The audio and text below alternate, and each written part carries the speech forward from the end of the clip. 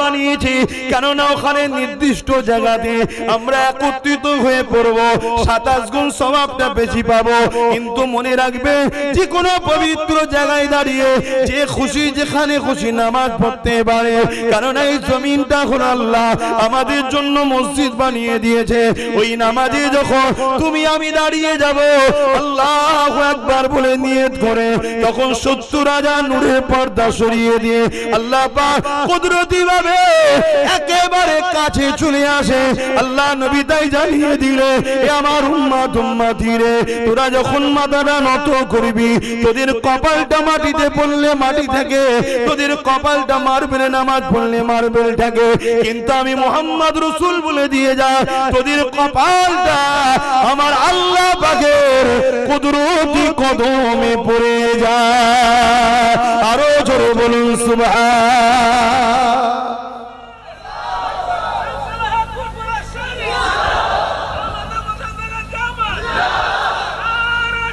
আল্লাহু আকবার। আমার আব্বাজান ভাইরা, আমার আম্মা জানেরা, আমার বোনেরা, সেই নামাজ ছেড়ে দাও ইচ্ছা করে করে। আবার হ্যাঁ, এর চেয়ে বড় দুঃখ লজ্জার কি হতে পারে?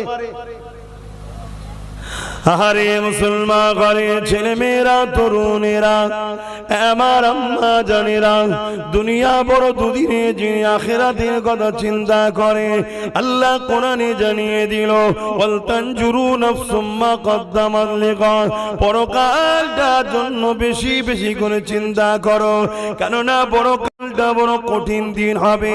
এ যুবকেরা, তরুণীরা, বাপেরা, মায়েরা, বোনেরা, আল্লাহ নবী সাহাবাদেরকে যখনই ওয়াজ করতে, প্রায় সময় নবী আমার সাহাবাদেরকে বলতে, বাবারা তোমরা আখিরাতের জন্য বেশি বেশি চিন্তা করবে। সাহাবারা একদিন বলতে লাগলে, ইয়া রাসূলুল্লাহ, হাবিবাল্লাহ, আপনি বারবার আখিরাতের কথা বলেন, ইয়া রাসূলুল্লাহ, আখিরাতটা কেমন হবে? এ যুবকেরা, বাপেরা, আমার আম্মা জানেরা, বোনেরা, আমাদের কি বিশ্বাস নাই যে কিয়ামত অবশ্যই একদিন না একদিন হবে? আমাদের কি বিশ্বাস নাই কবরের জমিনের মধ্যে যখন রাখা হবে, যদি দুনিয়ার জমিনে আল্লাহ রাসূলের হতে পারে, কবরটা বেহেশতের বাগান তৈরি হবে। আর যদি আল্লাহ রাসূলের না হতে পারি, কবরটা জাহান্নামের একটা গর্ত বানিয়ে দেওয়া হবে, যেখানে 99টা সাপ দেওয়া হবে। এ আমার যুবক, এ আমার বোন, আমার আব্বা আম্মা, তোমার আমার কি একবার মনে পড়ে না ওই কবরের জমিনে তোমার আমার কি দশাটা হবে? আহারে দুনিয়া দুনিয়া দুনিয়া করে পাগল হয়ে গেলা। আর আল্লাহ, আল্লাহ যিনি আমাকে আপনাকে কত সুন্দর করে বানালে, দুটো চোখ দিলেন, দুটো হাত দিলেন, দুটো পা দিলেন, দুটো কান দিলে, সুন্দর একটা জিন্দেগি দিলে, আল্লাহ আশরাফুল মাখলুকাত করলে, সেই আল্লাহর জন্য, নবীর জন্য কি করলা? এ যুবকেরা, এ আমার নবী পাকের প্রেমিকেরা, এখনো সময় আছে, পরিবর্তন হও, আল্লাহর দিকে ফিরে আসো, নবীর দিকে ফিরে আসো, মসজিদ গুলোকে আবাদ করো, কোরআনের শিক্ষা আলোচনা করো, কোরআনের মাহফিল বানাও, সেখানে জমে জমে জমে জমে আল্লাহ পাক তোমার আমার জন্য কি মেসেজ পাঠিয়েছে, ওই মেসেজ বেশি বেশি করে জানো। এখনো সময় আছে, বাবা, নিঃশ্বাস তো ফুরিয়ে যায়নি, কিন্তু নিঃশ্বাস ফুরিয়ে গেলে আর কিছু করার থাকবে না। সাহাবা হুজুর দিগকে আমার রাসূল পাক যখন ময়দানে মাশরের কথা শোনা, সাহাবা হুজুর আমার নবী পাককে একদিন জিজ্ঞেস করছে, হুজুর আপনি বারবার ময়দানে মাশরের কথা বলেন, হুজুর ময়দানে মাশরটা কেমন হবে? আহা, এই যে সূর্য দেখছেন কোটি কোটি মাইল দূরে আছে, এরই তাপ তুমি আমি সহ্য করতে পারছি না, তাই এত হালকা হওয়ার পরেও অনেক দেখুন ভাইরা সহ্য করতে পারছে না বলে দূরে দূরে আছে। সহ্য করতে পারলে কি বসতো না, তোমরা যেমন বসে আছো। তবে হ্যাঁ, এটা প্রেমের ব্যাপার বাপ, প্রেম থাকলে রাত 12টা হোক, 1টা হোক, 2টো হোক, আর ঝড় হোক, পানি হোক, তুফান হোক, যে যাকে ভালোবাসে তার কথা শোনার জন্য, তার মাহফিলে বসার জন্য, তার জন্য সেখানে হাজির হতে কোনো বাধা আসলেও অসুবিধা হয় নাকি? হয় না। আর সবার প্রেম তো বাপ সমান নয়, অনেকের প্রেম আছে হালকা, চলো দেখি কি হয়, চলো দেখি কি হয়। আবার কেউ আছে দিল থেকে ভালোবাসে, রাত কে রাত ইন্তজারে থাকে কবে একবার মাহবুবের দেখা হবে। কি এমন অনেক লোক আছে না, না রাত জেগে জেগে দরুদ পড়ে, হুজুরের দিদার কবে হবে, হুজুরের দিদার কবে হবে। কেন জানে একবার যদি মুখরাটা দেখতে পায় 7টা জাহান্নামের আগুন হারাম হয়ে যাবে। জোরে বলুন সুবহানাল্লাহ। ভাইরা আমার, তো সাহাবা হুজুররা বললেন, হুজুর ময়দানে মাশর কেমন হবে? এ যুবক ভাই আমার শোনো, আমার আম্মা বোনগুলো শোনেন, বাপেরা শোনেন। আহা, সূর্য কোটি কোটি মাইল দূর, এ 1 গুণ তাপ, এ থেকে 12 গুণ তাপ বাড়বে, এর থেকে 12 গুণ আরো তাপ বাড়বে। মাথার এক বেগদা ইখতিলা 1 হাত উপরে সূর্য নেমে আসবে। শুনছেন? এই মাথার ঘিন ঘুনো গলে গলে নাক দিয়ে যেমন সর্দি বাইর হয়, গলে গলে পড়বে। বানানো কথা মলি সাহেবদের নয়, মানেন তো নাকি? এ মানছেন তো নাকি? মলি সাহেবদের বানানো নয়। মলি সাহেবরা তার বাপের কথা শোনাচ্ছেন আপনাকে যে আমার বাপ বলেছে, না, এটা কালামুল্লাহ এবং হাবিবুল্লাহর কথা। খুব সাবধান হন।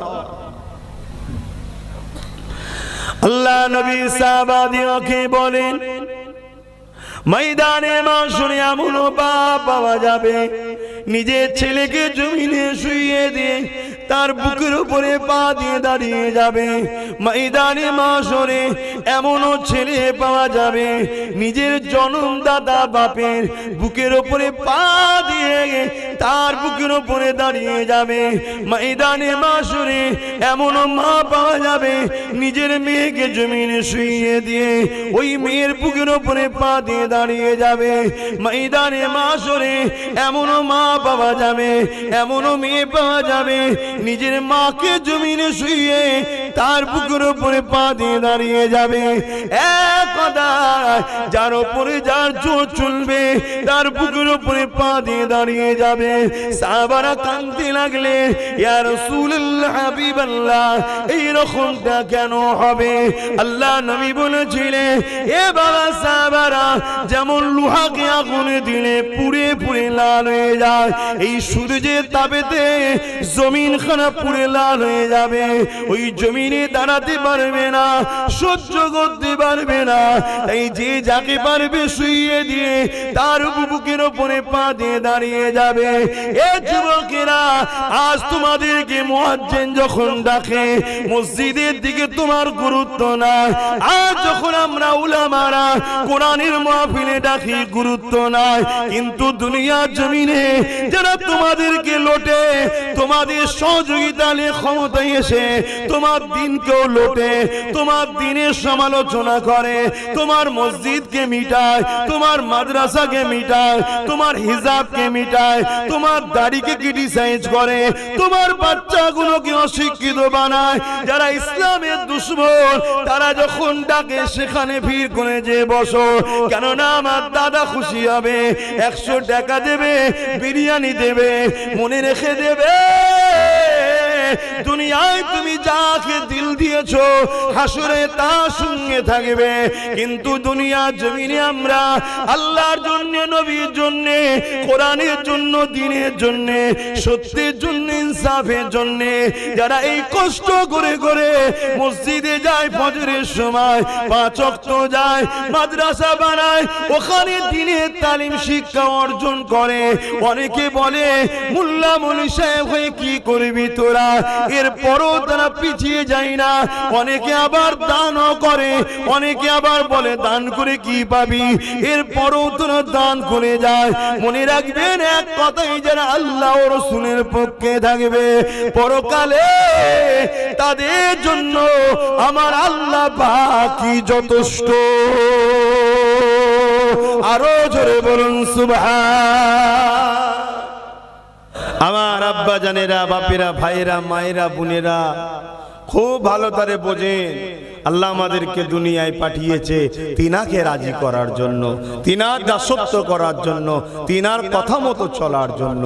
আর তিনার কথা, তিনার দাসত্ব কি, আল্লাহ সেটা কোরআন পাঠিয়ে জানিয়েছেন, এবং কোরআনটা বুঝাবার জন্য, জানাবার জন্য দয়ার নবী, রহমতের নবীকে আল্লাহ পাঠিয়েছেন। জোরে বলুন সুবহানাল্লাহ। অতএব আমার আব্বা ভাইরা, কিয়ামত বড় কঠিন হবে, ময়দানে মাশর বড় কঠিন হবে। ওই মাহফিলে যখন আল্লাহ নবী আলোচনা করছিলেন, একটা খুব সুন্দর কথা, একটা হাদিস আপনাদের শোনাই। কমসে কম যাদের আশিক মানুষ, যারা ভালোবাসার মানুষ, আল্লাহ নবী ও আহলে রাসূলদের ঘরে এবং আহলে বায়াতদের ঘরে সাহাবা হুজুরদেরকে যারা ভালোবাসে, তাদের জন্য এটা খুব ভালো মেসেজ। ওই মজলিসে হযরতে শেরে খোদা মাওলা আলী কারামাল্লাহু ওয়াজহু উনিও বসেছিলেন। বলুন সুবহানাল্লাহ। আল্লাহ নবী যখন এই কথা বলছেন যে ময়দানে মাশর এত কঠিন হবে, হযরতে মাওলা আলী শেরে খোদা রাদিয়াল্লাহু তাআলা আনহু হুজুর উঠে দাঁড়িয়ে বললেন, ইয়া রাসূলুল্লাহ, হুজুর আপনি যদি ইজাজত দেন আমি কিছু কথা বলবো। আল্লাহ নবী বললেন, বলো। হুজুর এই কঠিন দিনে আমাদের কি হবে, আমাদের কি হবে? আল্লাহ নবী বলেছিলেন, শোনো আলী, তুমি আমি, ভালো করে শুনবে, তুমি আমি, হাসান হোসেন আর ফাতেমা আল্লাহর আরশের ওই উপরে ওই দিন জান্নাতি খানা খাবো। জোরে বলুন সুবহানাল্লাহ। আরো জোরে বলুন সুবহানাল্লাহ। নারী দিবে, আহা, তুমি আমি, হাসান হোসেন, ফাতেমা জাহরা, 5 পাঞ্জাতন, আমরা জান্নাতি খানা খাবো আল্লাহর আরশ আজিমের উপরে। তাহলে আমাদের জন্য বিচারের দিন, আহলে বায়াতদের জন্য, রাসূলের জন্য, হাসান হোসেন খাতুনে জান্নাতের জন্য ওদিন মেহমানদারির দিন থাকবে। জোরে বলুন সুবহানাল্লাহ। আমরা তো সেসব মানুষ, তিনাদেরকে আস্তে আস্তে ভালোবাসাটাও ছেড়ে দিয়েছি। আছে আপনাদের অন্তরে মহব্বত, হাসান হোসেন হুজুরের মহব্বত আছে? হাত তুলে সাক্ষী দেন মহব্বত আছে? জোরে লম্বা করে হাত তুলে মহব্বত আছে? আহলে বায়াতদের ভালোবাসেন, খাতুনে জান্নাতকে পিয়ার করেন? আলহামদুলিল্লাহ। মনে রাখবেন, আপনারা কোন আকীদার মধ্যে আছেন জানি না, তবে বড় পাওয়ারের সাথে বলছি, যাদের দিলে পাক পাঞ্জাতনের মহব্বত নেই, হাসান হোসাইনের মহব্বত নেই, খাতুনে জান্নাতের মহব্বত নেই, ভালোবাসা নাই, ও দিলে ঈমান নাই, জান্নাত যেতে পারবে না তারা কোনোদিন। ভালোবাসবেন, এনাদেরকে পিয়ার করবেন, এনাদের সাদকায় তো আল্লাহ আমাদেরকে নাজাত দেবে। বলুন সুবহানাল্লাহ। আহা,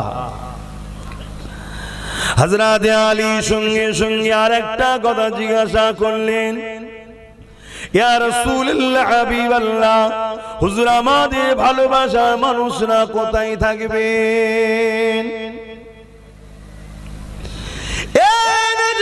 তরুণেরা, দুনিয়া জমিনে এমন অনেক মানুষ আছে আজও কারবালার কথা শুনলে চোখের পানি ফেলে কাঁদে, আজও কারবালা আলোচনা করলে চোখের পানি ফেলে কাঁদে, আজও ইমাম পাকদের আলোচনা করলে কাঁদে, আহলে বায়াতদের দিকে সম্মান করে, পিয়ার করে, তাদের জন্য জান পর্যন্ত কোরবান করে দেয়।